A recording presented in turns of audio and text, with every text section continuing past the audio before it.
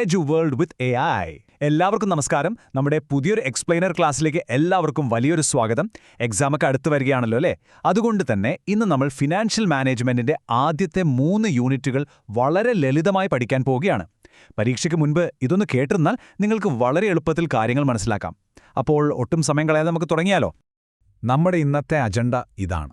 Unit 1 introduction to financial management. Unit 2 capitalization and sources of finance. പിന്നെ unit 3 capital budgeting. ഇത്രയുമാണ് നമ്മൾ ഇന്ന് cover ചെയ്യാൻ പോകുന്നത്. അപ്പോൾ നമുക്ക് നേരെ ആദ്യത്തെ യൂണിറ്റിലേക്ക് തന്നെ കടക്കാം. Unit 1 introduction to financial management, അഥവാ ഇതിന്റെ അടിസ്ഥാന കാര്യങ്ങൾ. ശരിക്കും എന്താണ് ഈ ഫിനാൻഷ്യൽ മാനേജ്മെന്റ് എന്ന് പറയുന്നത്? ആ പേരിൽ തന്നെയുണ്ടല്ലേ അതിൻ്റെ ഉത്തരം. ഒരു ബിസിനസ്സിലെ പണം അഥവാ ഫിനാൻസ് വളരെ കൃത്യമായി കൈകാര്യം ചെയ്യുക എന്നതാണ് ഇതുകൊണ്ട് ഉദ്ദേശിക്കുന്നത്. ഒരു കമ്പനിയുടെ സാമ്പത്തിക കാര്യങ്ങൾ പ്ലാൻ ചെയ്യുകയും അത് കൃത്യമായി ഓർഗനൈസ് ചെയ്യുകയും കൺട്രോൾ ചെയ്യുകയും ഒക്കെ ചെയ്യുന്ന ഒരു പ്രോസസ്സാണിത്. അതായത് ബിസിനസ്സിന് ആവശ്യമായ ഫണ്ട് എവിടുന്നൊക്കെ കണ്ടെത്താം, അതുപോലെ കിട്ടിയ ഫണ്ട് വേസ്റ്റാക്കാതെ എങ്ങനെയൊക്കെ കൃത്യമായി ഉപയോഗിക്കാം, ഇതാണ് നമ്മളിതിൽ പ്രധാനമായും ശ്രദ്ധിക്കുന്നത്. ഒരു ബാങ്ക് ലോൺ എടുക്കുന്നതോ എംപ്ലോയീസിന് ശമ്പളം കൊടുക്കുന്നതോ ഒക്കെ ഇതിന്റെ ഭാഗമാണ് കേട്ടോ. ഇനി ഇതിന്റെ സ്വഭാവം, അതായത് നേച്ചർ എന്താണെന്ന് നമുക്കൊന്ന് നോക്കാം. ഒന്നാമതായി ഇതൊരു മാനേജീരിയൽ ഫംഗ്ഷനാണ്. ബിസിനസ് നടത്തുന്ന മാനേജർമാരാണ് ഈ തീരുമാനങ്ങളെല്ലാം എടുക്കുന്നത്. രണ്ടാമതായി ഇതൊരു കണ്ടിന്യൂസ് പ്രോസസ്സാണ്. എന്നുവെച്ചാൽ ഒരു ദിവസം കൊണ്ട് തീരുന്ന പരിപാടിയല്ല, എല്ലാ ദിവസവും ബിസിനസ്സിൽ ഇത് നടന്നുകൊണ്ടേയിരിക്കും. അതുപോലെ തന്നെ ഇതൊരു ഫ്യൂച്ചർ ഓറിയന്റഡായ കാര്യമാണ്. ഭാവിയിൽ കമ്പനിക്ക് എത്ര ലാഭമുണ്ടാക്കണം, എങ്ങനെ വളരണം എന്നൊക്കെ മുൻകൂട്ടി കണ്ടുകൊണ്ടാണ് നമ്മൾ ഓരോ തീരുമാനങ്ങളും എടുക്കുന്നത്. ഒരു ബിസിനസ്സിന്റെ ഹൃദയം എന്ന് തന്നെ വേണമെങ്കിൽ നമുക്ക് ഫിനാൻസ് ഫംഗ്ഷനെ വിളിക്കാം. ഇതിൽ പ്രധാനമായും 6 സ്റ്റെപ്പുകളാണുള്ളത്. ആദ്യം തന്നെ നമുക്ക് എത്ര മൂലധനം അഥവാ ക്യാപിറ്റൽ വേണമെന്ന് നമ്മൾ കണക്കാക്കണം. പിന്നെ എവിടെ നിന്നാണ് ഈ ഫണ്ട് ഉണ്ടാക്കുക എന്ന് കണ്ടുപിടിക്കണം. അതാണ് റേസിംഗ് ഫണ്ട്സ്. അതിനുശേഷം ഈ കിട്ടിയ ഫണ്ട് ബിസിനസ്സിന്റെ പല ആവശ്യങ്ങൾക്കായി വിതരണം ചെയ്യണം. പിന്നീട് എങ്ങനെ ലാഭമുണ്ടാക്കാമെന്ന് പ്ലാൻ ചെയ്യുക, ദൈനംദിന ചെലവുകൾക്കുള്ള ക്യാഷ് മാനേജ് ചെയ്യുക. അവസാനം ഇതെല്ലാം കൃത്യമായി നടക്കുന്നുണ്ടോ എന്ന് ഉറപ്പുവരുത്താൻ ഒരു ഫിനാൻഷ്യൽ കൺട്രോൾ കൊണ്ടുവരിക. ഇതൊരു കറക്റ്റ് സൈക്കിളാണല്ലേ? ഈ ഫിനാൻഷ്യൽ മാനേജ്മെന്റിന്റെ ലക്ഷ്യങ്ങളെ നമുക്ക് രണ്ടാക്കി മാറ്റാം. പണ്ടത്തൊരു ചിന്താഗതി വെച്ചിട്ട് ബിസിനസ് എന്ന് പറഞ്ഞാൽ ലാഭമുണ്ടാക്കുക എന്ന് മാത്രമായിരുന്നു. അതാണ് പ്രോഫിറ്റ് മാക്സിമൈസേഷൻ. അവിടെ റിസ്കിനെക്കുറിച്ചോ പണത്തിന്റെ മൂല്യത്തെക്കുറിച്ചോ അവരധികം ചിന്തിച്ചിരുന്നില്ല. എന്നാൽ ഇന്നത്തെ കാലത്ത് അങ്ങനെയാണോ? അല്ല. ഇന്നത്തെ മോഡേൺ കൺസെപ്റ്റ് എന്ന് പറയുന്നത് വെൽത്ത് മാക്സിമൈസേഷനാണ്. വെറുതെ ലാഭമുണ്ടാക്കിയാൽ മാത്രം പോരാ, ആ കമ്പനിയുടെ ഷെയർ ഹോൾഡർമാരുടെ സമ്പത്ത് വർദ്ധിപ്പിക്കണം, കമ്പനിയുടെ മാർക്കറ്റ് വാല്യൂ കൂട്ടണം. ഇതാണ് ഇന്നത്തെ ഏറ്റവും സ്മാർട്ടായ രീതി. ഇതൊക്കെ കേൾക്കുമ്പോൾ തന്നെ നിങ്ങൾക്കറിയാം, ഒരു ഫിനാൻഷ്യൽ മാനേജറുടെ ജോലി എത്ര നിസ്സാരമല്ല കേട്ടോ. ഒരുപാട് കാര്യങ്ങൾ അവർക്ക് ചെയ്യാനുണ്ട്. നല്ലൊരു ഫിനാൻഷ്യൽ പ്ലാനിംഗ് ഉണ്ടാക്കുക, ആവശ്യത്തിന് ഫണ്ട് കണ്ടെത്തുക, എവിടെയൊക്കെ നിക്ഷേപിക്കണമെന്ന് തീരുമാനിക്കുക, ഇതൊക്കെ അവരുടെ ഡ്യൂട്ടിയാണ്. ഏറ്റവും പ്രധാനപ്പെട്ട മറ്റൊരു കാര്യം ഡിവിഡൻഡ് ഡിസിഷൻസ് ആണ്. എന്നുവെച്ചാൽ കമ്പനിക്ക് കിട്ടിയ ലാഭം ഷെയർ ഹോൾഡർമാർക്ക് കൊടുക്കണമോ അതോ ബിസിനസ്സിൽ തന്നെ വീണ്ടും നിക്ഷേപിക്കണമോ എന്ന് തീരുമാനിക്കുന്നത് അവരാണ്. അങ്ങനെ നമ്മൾ രണ്ടാമത്തെ യൂണിറ്റിലേക്ക് കടക്കുകയാണ്. Unit 2 capitalization and sources of finance. Business തുടങ്ങാൻ പണം എവിടെ നിന്ന് വരുമെന്നതാണ് നമ്മൾ ഇതിൽ നോക്കുന്നത്. ക്യാപിറ്റലൈസേഷൻ പേര് കേട്ട ആരും പേടിക്കേണ്ട കേട്ടോ. വളരെ സിമ്പിളാണ്. ഒരു ബിസിനസ് പ്രശ്നങ്ങളില്ലാതെ മുന്നോട്ട് പോകാനും ഭാവിയില്ലാതെ വികസിപ്പിക്കാനും ആകെ എത്ര മൂലധനം അഥവാ ക്യാപിറ്റൽ ആവശ്യമുണ്ട് എന്ന് നമ്മൾ കണക്കുകൂട്ടുന്ന ആ ഒരു പ്രോസസ്സിനെയാണ് നമ്മൾ ക്യാപിറ്റലൈസേഷൻ എന്ന് വിളിക്കുന്നത്. ഈ ഒരു കണക്കുകൂട്ടൽ കൃത്യമായിരിക്കേണ്ടത് വളരെ അത്യാവശ്യമാണ്.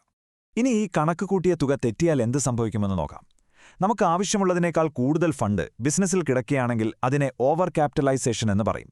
അത് നല്ലതാണെന്ന് തോന്നാമെങ്കിലും സത്യത്തിൽ അത് ലാഭശതമാനം കുറയ്ക്കുകയും ഷെയർ വാല്യൂ ഇടിയാൻ കാരണമാവുകയും ചെയ്യും. മറുവശത്ത് ആവശ്യത്തിന് ഫണ്ടില്ലാത്ത അവസ്ഥയാണ് അണ്ടർ ക്യാപിറ്റലൈസേഷൻ. ഇത് അതിനേക്കാൾ ഭീകരമാണ്. ദൈനംദിന കാര്യങ്ങൾ പോലും നടക്കില്ല.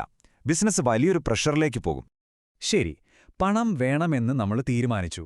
പക്ഷേ ഇത് എവിടെ നിന്നാണ് നമ്മൾ കണ്ടെത്തുന്നത്? അതാണ് സോഴ്സസ് ഓഫ് ഫൈനാൻസ്. പ്രധാനമായും ഇതിനെ നമുക്ക് രണ്ടായി തിരിക്കാം. വലിയ വലിയ പ്രൊജക്റ്റുകൾക്ക് വേണ്ടി നമ്മൾ ഉപയോഗിക്കുന്നത് ലോങ് ടേം സോഴ്സസ് ആണ്. ഇതിൽ ഇക്വിറ്റി ഷെയർസ്, പ്രിഫറൻസ് ഷെയർസ്, ഡിബഞ്ചറുകളൊക്കെ വരും. എന്നാൽ നമ്മുടെ ദൈനംദിന ആവശ്യങ്ങൾക്കുള്ളതാണെങ്കിലോ അതിനാണ് നമ്മൾ ഷോർട്ട് ടേം സോഴ്സസ് ഉപയോഗിക്കുന്നത്. ചെറിയ ബാങ്ക് ലോണുകളും ട്രേഡ് ക്രെഡിറ്റുമൊക്കെ ഇതിന്റെ ഉദാഹരണങ്ങളാണ്. ഇങ്ങനെ പുറത്തുനിന്ന് പണം കണ്ടെത്തുമ്പോൾ നമ്മൾ ചില നിയമപരമായ കാര്യങ്ങൾ കൂടി ശ്രദ്ധിക്കേണ്ടതുണ്ട്. കമ്പനി നിയമങ്ങളും SEB നൽകുന്ന റെഗുലേഷൻസും നമ്മൾ കർശനമായി പാലിക്കണം. നമ്മളെ വിശ്വസിച്ച് പണം തരുന്ന നിക്ഷേപകർക്ക് പൂർണ്ണമായ സുരക്ഷ നമ്മൾ ഉറപ്പുവരുത്തണം. അതൊരു നിയമപരമായ ബാധ്യത കൂടിയാണ്. ഇനി നമുക്ക് നമ്മുടെ അവസാന യൂണിറ്റായ യൂണിറ്റ് 3ലേക്ക് കടക്കാം. Capital budgeting. വലിയ നിക്ഷേപ തീരുമാനങ്ങൾ എടുക്കുന്നതിനെക്കുറിച്ചാണ് നമ്മളിതിൽ പഠിക്കുന്നത്. ബിസിനസ്സിൽ പുതിയൊരു മെഷീനറി വാങ്ങുകയോ അല്ലെങ്കിൽ പുതിയൊരു ബ്രാഞ്ച് തുടങ്ങുകയോ ചെയ്യുമ്പോൾ നമ്മൾ എടുക്കുന്ന തീരുമാനങ്ങളെയാണ് ഇൻവെസ്റ്റ്മെന്റ് ഡിസിഷൻസ് എന്ന് പറയുന്നത്. ഇതിന് വലിയൊരു തുക ആവശ്യമായി വരും, റിസ്ക് വളരെ കൂടുതലായിരിക്കും. മാത്രവുമല്ല, ഈ തീരുമാനം ബിസിനസ്സിനെ ദീർഘകാലത്തേക്ക് ബാധിക്കുകയും ചെയ്യും. ഒരൊറ്റ തെറ്റായ തീരുമാനം മതി കമ്പനിക്ക് വലിയ നഷ്ടമുണ്ടാകാൻ. അതുകൊണ്ട് തന്നെ ഈ തീരുമാനങ്ങൾ ശരിയാണോ എന്ന് പരിശോധിക്കാൻ കുറച്ച് ടെക്നിക്കുകൾ നമ്മൾ പഠിക്കേണ്ടതുണ്ട്. അതിലാദ്യത്തേതാണ് നെറ്റ് പ്രസന്റ് വാല്യൂ അഥവാ NPV. ഫോർമുല വളരെ സിമ്പിളാണ്. Present value of cash inflows, അതിൽ നിന്നും ഇനീഷ്യൽ ഇൻവെസ്റ്റ്മെന്റ് കുറയ്ക്കുക. പരീക്ഷയ്ക്ക് എളുപ്പത്തിൽ ഓർത്തുവയ്ക്കാൻ ഒരു ട്രിക്ക് പറയാം. ഈ NPV കാൽക്കുലേറ്റ് ചെയ്യുമ്പോൾ ഉത്തരം പോസിറ്റീവ് ആണെങ്കിൽ ആ പ്രോജക്റ്റ് നമുക്ക് ധൈര്യമായി സ്വീകരിക്കാം. രണ്ടാമത്തെ ടെക്നിക്കാണ് ഇന്റേണൽ റേറ്റ് ഓഫ് റിട്ടേൺ അഥവാ IRR. ഇത് തൊട്ടുമുൻപ് പഠിച്ച NPVയുമായി നേരിട്ട് ബന്ധമുള്ള ഒന്നാണ്. നമ്മൾ കണക്കുകൂട്ടുമ്പോൾ NPV കൃത്യം 0 അഥവാ 0 ആകുന്ന ഒരു പ്രത്യേക ഡിസ്കൗണ്ട് റേറ്റ് ഉണ്ട്. ആ റേറ്റിനെയാണ് നമ്മൾ IRR എന്ന് വിളിക്കുന്നത്. അടുത്തതാണ് പ്രോഫിറ്റബിലിറ്റി ഇൻഡെക്സ് അഥവാ PI. ഫോർമുല ഒന്ന് ശ്രദ്ധിച്ചോളൂ.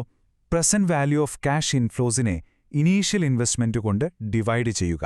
നമ്മൾ കാൽക്കുലേറ്റ് ചെയ്യുമ്പോൾ ഈ PIയുടെ വാല്യൂ 1-ൽ കൂടുതലാണെങ്കിൽ തീർച്ചയായും ആ നിക്ഷേപം ബിസിനസ്സിന് ലാഭകരമായിരിക്കുമെന്ന് നമുക്ക് ഉറപ്പിക്കാം.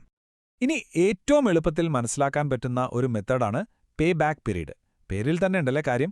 നമ്മൾ നിക്ഷേപിച്ച ആ തുക തിരിച്ചു കിട്ടാൻ എത്ര കാലമെടുക്കും എന്ന് കണ്ടുപിടിക്കുന്ന ഫോർമുലയാണിത്. ഇനിഷ്യൽ ഇൻവെസ്റ്റ്മെന്റിനെ ആനുവൽ ക്യാഷ് ഇൻഫ്ലോ കൊണ്ട് ഡിവൈഡ് ചെയ്താൽ മതി. വളരെ സിമ്പിൾ.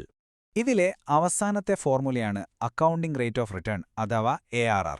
ആവറേജ് ആനുവൽ പ്രോഫിറ്റിനെ ആവറേജ് ഇൻവെസ്റ്റ്മെന്റ് കൊണ്ട് ഡിവൈഡ് ചെയ്ത് 100 കൊണ്ട് ഗുണിക്കുക.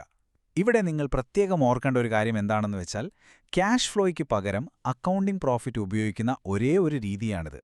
അപ്പോൾ നമ്മൾ 3 യൂണിറ്റിലെയും പ്രധാനപ്പെട്ട തിയറികളെല്ലാം തന്നെ കവർ ചെയ്തു കഴിഞ്ഞു.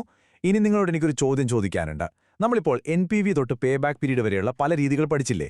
നാളെ നിങ്ങളൊരു വലിയ ബിസിനസ് തുടങ്ങുകയാണെങ്കിൽ അതിൽ നിന്ന് ഏറ്റവും സുരക്ഷിതമായ റിട്ടേൺ ഉറപ്പാക്കാൻ ഇതിലേത് രീതിയായിരിക്കും നിങ്ങൾ തിരഞ്ഞെടുക്കുക? അതൊന്ന് ചിന്തിച്ചു നോക്കൂ കേട്ടോ.